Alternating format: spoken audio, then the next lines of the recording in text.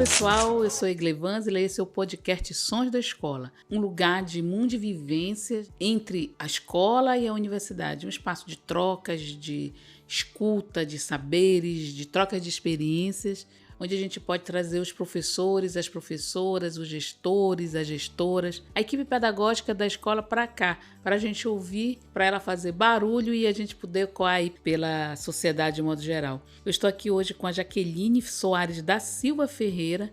Ela que é professora de Biologia, formada pela Universidade Federal do Amazonas, a UFAM, e fez a nossa pós-graduação lá no CEMEJA, mas atuou como contrapartida, no programa Assistência à Docência, no CEMEI, numa escola de educação infantil. Então eu queria, em primeiro lugar, Jaqueline, seja bem-vinda ao nosso podcast. Muito obrigada, professora. É um prazer estar aqui com vocês. Ah, legal. Jaqueline, me conta uma coisa, assim, como é que foi essa tua... O que te inspirou para ser professora? Qual foi as tuas motivações, Como foi o teu tornar-se professora? O meu tornar-se professora iniciou justamente no ensino médio, porque no ensino médio eu sempre participei de comitês, de alunos, sempre fui representante de classe e tinham 2 professores, uma professora de biologia e um professor de filosofia. Eu estudei lá no GM do Coroado.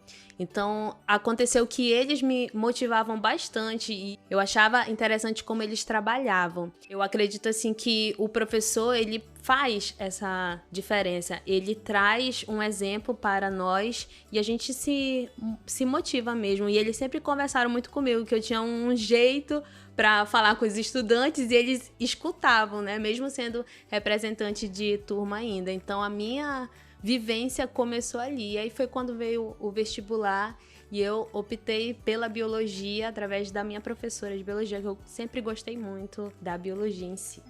Então, Jaqueline, o que eu acho bacana, assim, que você fez uma escolha para fazer a pós dentro de um centro municipal de educação de jovens e adultos, que foi lá no Samuel Buchimol, que fica lá na Zona Leste, e a contrapartida que esse projeto faz é você atuar como assistente de docência, que foi numa escola de educação infantil, que é lá no CEMEI Argentina Barros. Como é que você encarou esse desafio entre jovens e adultos, um curso de licenciatura em biologia, no teu processo de profissionalização docente? Eu estou falando de formação continuada e você atuando nesses mundos, Para mim foi muito importante, professora, porque eu moro na Zona Leste desde criança. Então eu sempre conhecia a realidade local e eu sempre quis uma oportunidade para trabalhar com a EJA.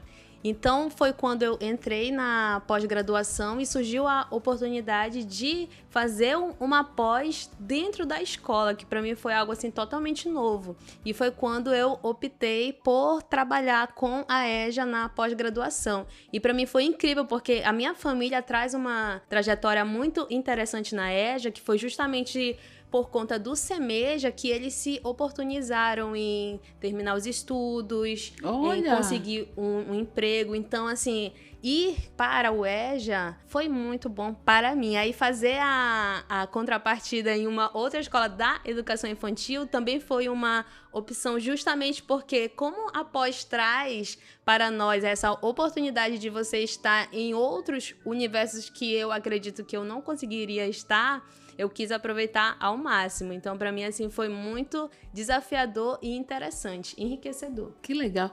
E você atua como professora de ciências biológicas, Sim. Nos anos finais, na CEMED, ou não? Eu comecei a trabalhar com as escolas particulares. Durante a pandemia, foi um momento que, de fato, eu trabalhei com 6º ao 9º ano, sendo professora de ciências. Só que devido ao mestrado, aí eu precisei sair para justamente cursar o mestrado e agora eu estou somente no mestrado e realizando a pós-graduação. Então, eu estou, de fato, nessa parte da formação mesmo continuada. Entendi, legal.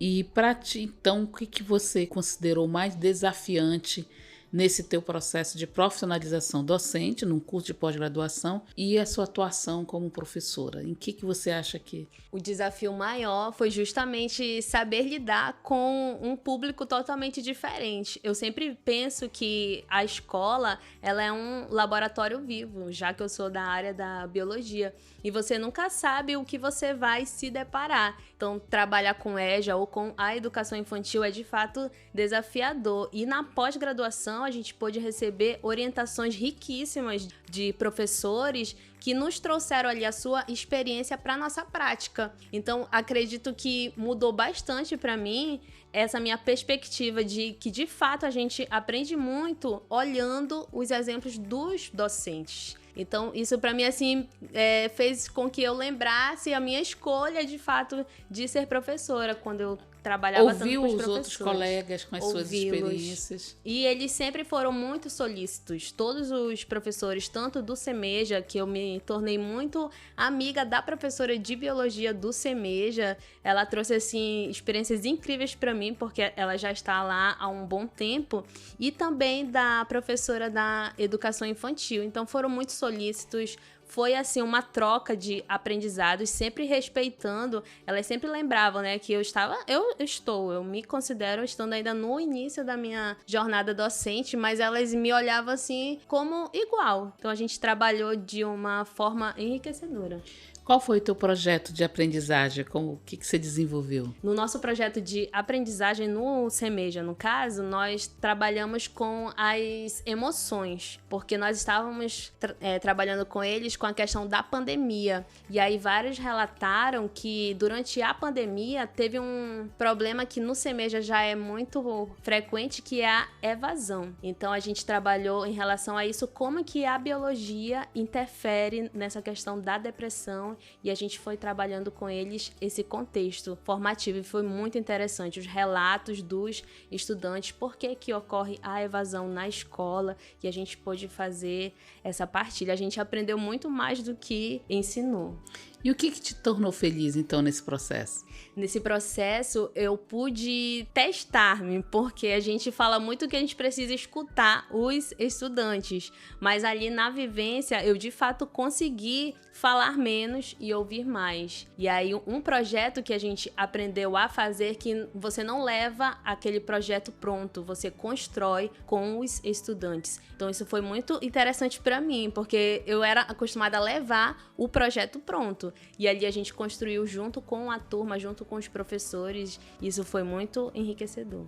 E o que te deixou triste? Em relação, assim, num contexto geral, como eu trabalhei com a EJA, é justamente a evasão. A gente trabalhou muito com isso, porque às vezes a gente pensa assim, eu pensava que ocorre a evasão por conta que o estudante não quer estudar. E não é bem assim. Existem vários fatores políticos, sociais, econômicos que interferem. Então, a EJA ela é essencial para a escola. Eu aprendi a valorizar todos os segmentos da educação, e me deixa muito triste a evasão, infelizmente. Entendo, deixa todo mundo triste, né? Porque, em geral, o EJA é um segmento do trabalhador, é um direito dele que ele tem de continuar seus estudos, e muitas vezes a escola não garante essas condições, e muitas vezes as condições do trabalho não ajudam também ele a chegar na escola e encontrar um ambiente que propicie para ele um espaço de aprendizagem também.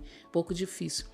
Pensando nisso, o que tu pensa com relação ao futuro? Qual o teu sonho para o futuro da educação? O meu sonho para o futuro da educação, eu penso muito na questão da alteridade, a prática da alteridade. Então, eu gostaria de ver isso de fato, né, sendo praticado. Você olhar aquele educando e você saber que ele tem as particularidades dele, você saber que você está em uma turma que as pessoas não são iguais. Então, eu, como professora, eu preciso identificar, eu preciso observar, eu preciso saber onde que eu estou ali trabalhando, e eu vejo que a gente pode fazer isso, a gente consegue fazer isso. Se você colocar como um objetivo, você consegue.